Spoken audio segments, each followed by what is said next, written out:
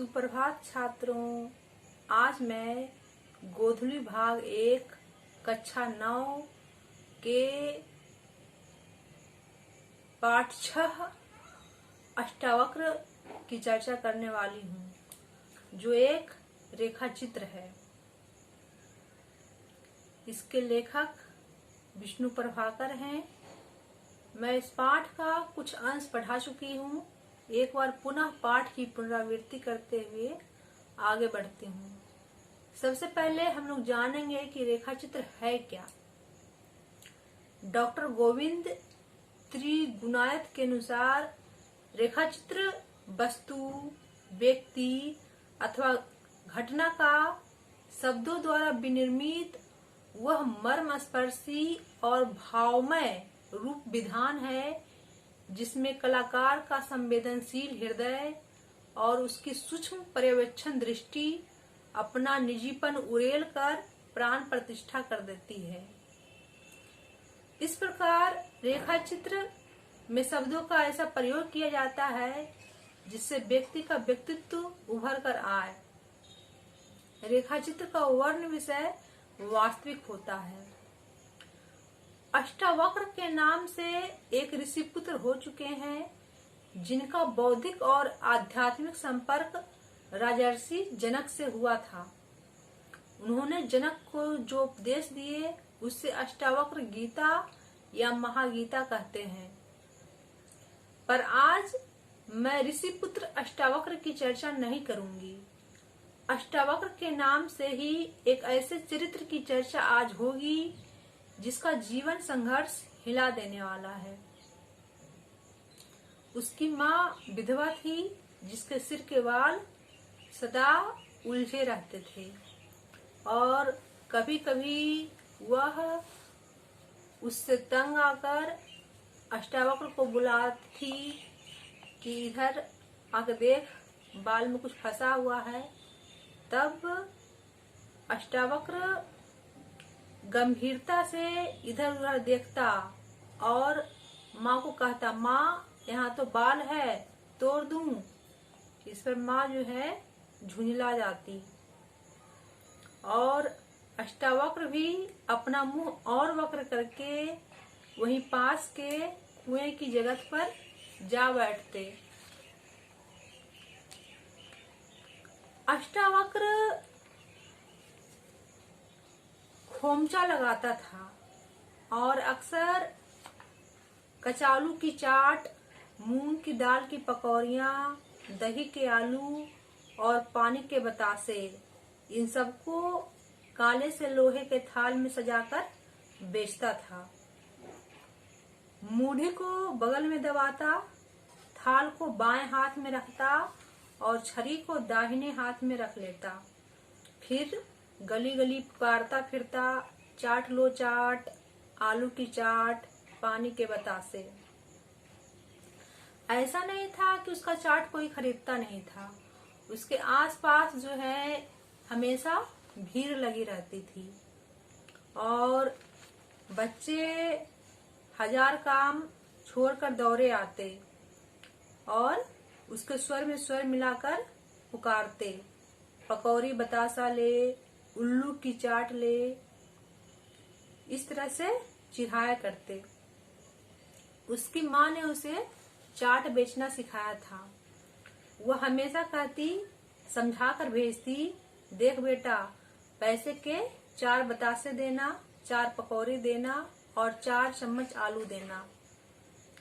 लेकिन अष्टावक्र के दिमाग में 4 संख्या इतनी जबरदस्त तरीके से बैठ चुकी थी कि वह अपने ग्राहकों को 4 पत्ते दे देता था और चारों पत्ते में पकौड़ी बतासा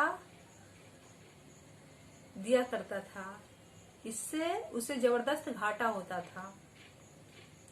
संध्या के समय उसकी माँ उसकी बाट जोहती रहती थी और जब उस पर निगाह पड़ती तो वह लग कर उठती, पहले उसका थाल संभालती, फिर पानी भरे लोटे में से पैसे निकालकर गिनती और उस समय वह माथा ठोक लेती, क्योंकि लगभग 1.5 रुपये की बिक्री का सामान वह सदा 10-12 आने के पैसे लेकर लौटता था। लेकिन माँ की जो डांट थी, डपट थी, इससे भी जो है वह सुधर नहीं सका और उसके इस अटल नियम को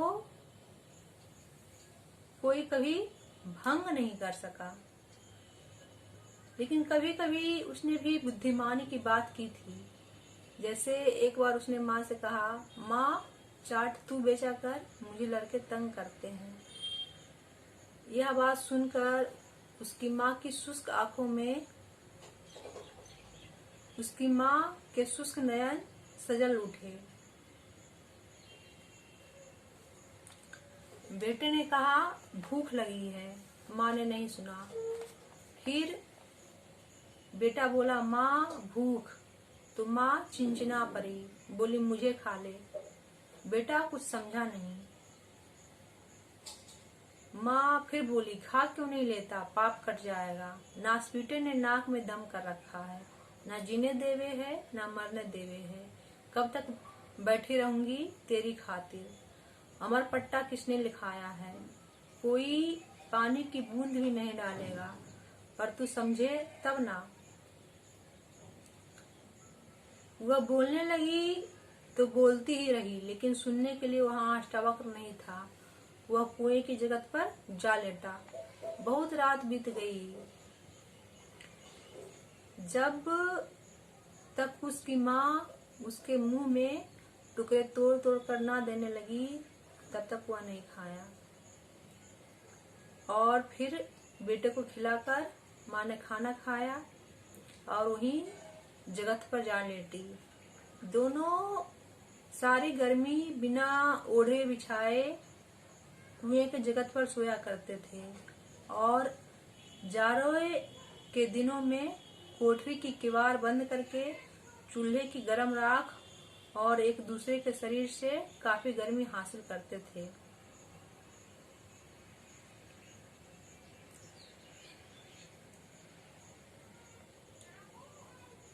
एक बार लोगों ने देखा कि अष्टावक्र की माँ चाट बेच रही है, तो बच्चे आगे बढ़ गए और उसी समय अष्टावक्र बोला, माँ पानी। माँ करे सर में बोली, क्या है। वह उठी और बेटे को पानी पिलाई और क्रुद्ध हो गई कि 1 भी पैसे की चाट नहीं बिकी, कल को क्या मुझे खाएगा। फिर बेटे ने कहा, माँ। माँ के पैर ठक गए और वह बड़बड़ाने लगी, तेरी दवा लानी है, डॉक्टर 4 पैसे 4 आने मांगेगा, उतने पैसे तो आने दे। फिर पैसे भी पैसे आए, दवा आई, अष्टावक्र का बुखार उतर गया। लेकिन कुछ दिनों के बाद क्या हुआ, अष्टावक्र की माँ को बुखार लग गया। अष्टावक्र को शुरू में तो कुछ बुझाया नहीं, लेकिन जब उसकी माँ खाट से नहीं उठी और अष्टावक्र से बोली, बेसन ला, तो वह चूल्हे की राख उठा के लेते आया।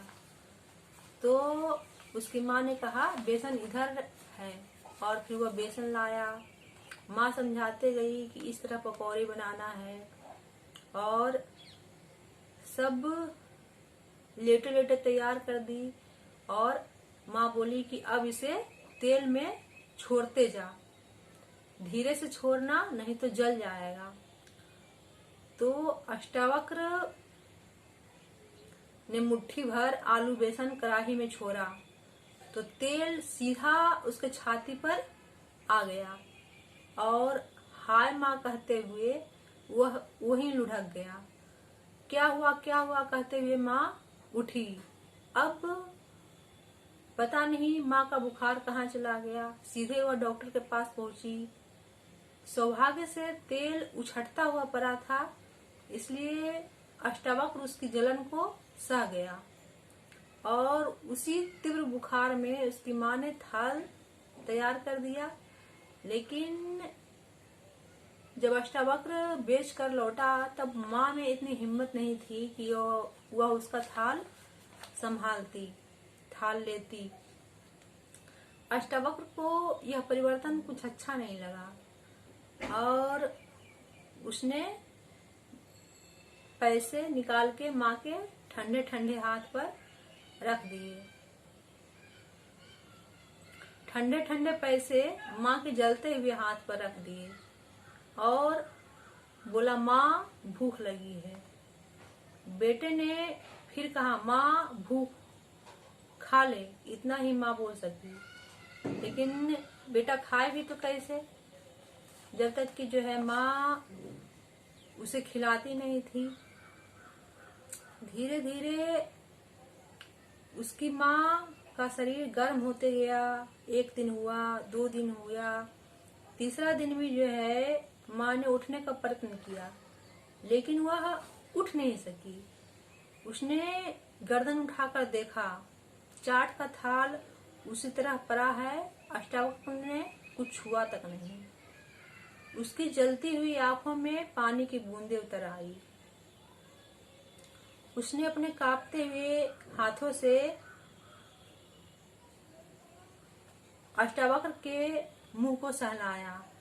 पुत्र की चेतना जागी और वह बोला, माँ। लेकिन उसकी माँ में इतनी हिम्मत नहीं थी। वह रोने के प्रयास में एक ओर लुढ़क गई। जब अष्टावक्र की बुद्धि जागृत हुई तो वह उठ बैठा और बड़ी तेजी से बाहर चला गया और एक डॉक्टर को लेके आया। डॉक्टर जब तक आए तब तक उसकी माँ नरक से मुक्त हो चुकी थी। एक बार फिर खजांचियों के राजभवन को जाने वाले मार्ग पर एक परिवर्तन दिखाई दिया। कुल्फी बनाने वाला एक बूढ़ा उस कोठरी में आ बसा और उसी शाम को यह क्या देखता है कि कहीं से आकर अष्टावक्र अपने सामान सहित कुएं की जगह पर बैठा है, गुमसुम, और उससे कुछ पूछे कुल्फी वाला। उससे पहले बच्चे चिल्ला उठे, बतासा ले, उल्लू की चाट ले। लेकिन जब कोई उत्तर नहीं मिला तब बच्चों का हर्ष मुरझाने लगा और एक बच्चे ने उससे आगे बढ़कर पूछा, तुम अब चाट नहीं बेचोगे? दूसरी लड़की अत्यंत गंभीरता पूर्वक बोली, इसकी माँ मर गई है। तीसरा लड़का शरारती था, चिल्लाया, पागल है। तब तक जो है कुल्फी वाला पास आ चुका था। अष्टावक्र ने एक क्षण सोचा, फिर कहा, माँ। माँ नहीं आई पगले, माँ कहाँ गई? मर गई। कुल्फी वाले के मुंह से ऐसा सुनकर उसको लगा कि माँ जरूर आएगी, माँ आएगी और चाट बनाएगी। वह रात भर वही नीले आकाश के नीचे पड़ा रहा और माँ बरबराते रहा। सवेरे बड़े खजांची ने दया करके उसको अपने बाग में भेज दिया। पशुओं की बैरक के पास काफी खुली जगह थी, लेकिन वह अष्टावक्र को पसंद नहीं आई। और जो खजांचिन थी, खजांचिन माँ ने कुछ कपड़े दिए, लेकिन कपड़े भी अष्टावक्र ने अस्वीकार कर दिए। रोटी देखकर उसे माँ की याद आई। माँ चाट बनाएगी, मैं बेचूंगा, फिर खाऊंगा, वह बोला, और उसने रोटी नहीं खाई और उसने कुएं की जगत को भी नहीं छोड़ा। वह कुएं की जगत पर बैठा रहा। एक दिन जगत पर बैठे बैठे उसकी बुद्धि जागृत हो गई वह चाट वाला खाली थाल लेकर अपने पुराने परिचित मार्गों पर घूमने लगा। वही मकान, वही सड़क, वही मानव समुदाय, वही बोलियां। बच्चों ने कहा, चाट वाला आया है। कौन? अष्टावक्र। हाँ, पर इसके पास चाट नहीं है। बेचारे की माँ मर गई। 1 बार, 2 बार, 10 बार उसने सुना बेचारे की माँ मर गई है। और इसका परिणाम यह हुआ कि वह भी सोचने लगा, माँ मर गई है, माँ मर गई है तो वह अब नहीं आएगी। हाँ, अब वह नहीं आएगी और आती भी नहीं है। जिस समय उसके दिमाग में यह सब बातें चल रही थी, उसी समय एक वृद्धा ने अपनी वाणी में स्नेह भरकर उसे रोटी खाने के लिए कहा। कुछ क्षण वह वृद्धा को देखते रहा, लगातार देखते रहा। फिर ना जाने क्या हुआ, वह उठकर बैठ गया। उसी रात कुल्फी वाले ने भी सुना कि अष्टावक्र बार बार माँ माँ कहकर पुकार रहा है। उस पुकार में सदा की तरह सरल विश्वास नहीं है, एक कराहट है। कुल्फी वाले ने करवट बदल ली और उसने सोने का प्रयास किया, लेकिन सो नहीं सका। धीरे धीरे वह झुंझलाता हुआ वहां आया जहां अष्टावक्र छटपटा रहा था। देखकर उसने जाना कि उसके पेट में तीव्र दर्द है और यहाँ तक कि देखते देखते उसे दस्त शुरू हो गए। अब कुल्फी वाला भी घबरा गया। दौड़ा हुआ बड़े खजांची के पास पहुंचा। पहले तो बेचिंचिनाए, फिर अस्पताल को फोन किया। कुछ देर बाद गाड़ी आई और अष्टावक्र को लाद कर ले गई। उसके 2 घंटे बाद कुल्फी वाले ने फिर आइसोलेशन वार्ड में उसे दूर से देखा। आइसोलेशन वार्ड वह वार्ड होता है जिसमें गंभीर मरीज को रखा जाता है एकांत में। उसके प्राण खींच रहे थे, वह मूर्छित था